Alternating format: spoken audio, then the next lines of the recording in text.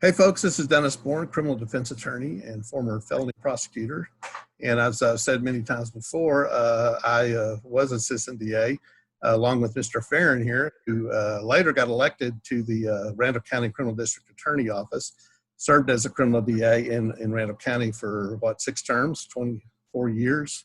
Yep. You have what, near 30 or a little over 30 years prosecutorial experience? Something like that. A little over 30 prosecuting, 7 years as a police officer, so 42 years in law enforcement related efforts. So what I wanted James to go into today, and I'll let him kind of run with it, and I might interject occasionally, is just kind of the process so you can understand how a criminal case develops from investigation to the DA's office and how that can interplay with the defense attorney too along the way. So James, take it away. Well, there's really a 3-step process for a felony case to arrive at the courtroom, and then there's a lot of subplots that play their way out during the process. First of all, the law enforcement authorities conduct their investigation, and that usually involves gathering physical evidence, statements, follow-up interviews, testing, labs sometimes involved, sometimes autopsies are involved. But at some point, law enforcement makes a decision as to whether they believe there's sufficient evidence to believe that a crime occurred and that a case needs to be filed. When they've reached that point, one way or another, they forward that information to the district attorney or county attorney if it's a misdemeanor, and the prosecutor's office becomes the gatekeeper. We review the file, we look at the evidence they've gathered. Sometimes we suggest to them, look, we think some more work needs to be done in this area. Sometimes we have our own investigators that do follow up.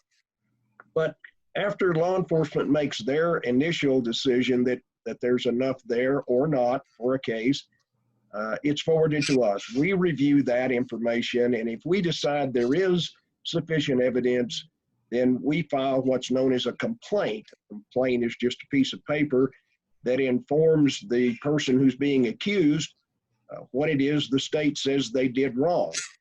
The complaint, if the individual who's being accused hasn't yet been arrested, then law enforcement will take it to a judge, a magistrate, and ask that a warrant be issued. And so the complaint will include what's known as a probable cause paragraph. And it's a short summary of the evidence and why the state believes that a crime has occurred and this person's the one that committed it. If the judge decides that there is sufficient evidence, a warrant's issued if the individual hasn't already been arrested. Now, let me jump in there. The probable cause paragraph, people get a little bit mixed up on that. It really doesn't have anything to do with the search necessarily, but probable cause is required as a safeguard to make sure that, so the prosecutors can't just go charging people willy-nilly, right? Right. The same is true with a search warrant or an arrest warrant. The judge has to be convinced that there's sufficient probable cause to believe that either there's evidence where they want to search or that a crime has occurred and this person committed the crime in order to get, instead of a search warrant, an arrest warrant. It is not a lengthy, detailed explanation of the evidence. It's not a trial on paper. It's just a summary that it is hoped will convince the magistrate that it is probable that this individual is the one that committed the offense. From the time the complaint is filed until the case arrives in a courtroom, if that ever happens, is the grand jury. The grand jury is the final gatekeeper. They review our homework. They review the efforts of the law enforcement authorities and the work we've done on the case, and they are a safeguard between the prosecutor's office, law enforcement, and the citizens. As Dennis said a moment ago, the state can't just willy-nilly decide, well, I don't like Joe Blow, so I'll just charge him with theft, even though there's really no evidence he committed the theft. Address this, James, and I've heard this, of course I've even said it, is that many times grand juries will, because they only hear from the prosecutor and the defense, they can hear from they want. But uh, there's an old adage that if the DA brings a ham sandwich into the grand jury, they'll indict it. There's an old cliche that says that the DA can get a ham sandwich indicted. But that's not true if the grand jury is being conducted correctly.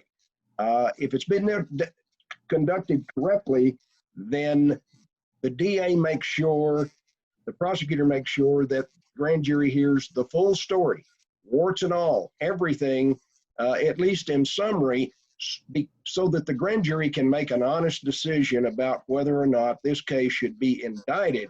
And it's only with an indictment that a felony can be taken to trial in a district court. And the grand jury is just deciding, one, is a crime committed, and two, did a given person or persons do it? More likely than not the high standard beyond reasonable doubt that a pettit or a trial jury would decide. And as I've said many times to grand juries, your job is to decide, is there enough evidence that we want to send Farron into the courtroom and see if he can prove this beyond a reasonable doubt or not. Okay, and I'll suggest one semi-gatekeeper, and that is defense counsel. I often defend prosecutors, having been one, and say to clients, look, the prosecutor only knows what they're told. And they're not themselves investigating anything. They don't have any direct knowledge. So sometimes we have information that can weigh on or change either a charging decision if it's early enough, or cause a result like a dismissal sometimes if facts basically undermine the case, right? There's been many cases where the defense has convinced me or other prosecutors that you've got a problem with this case. I don't think the person did it, or I don't think you can prove it.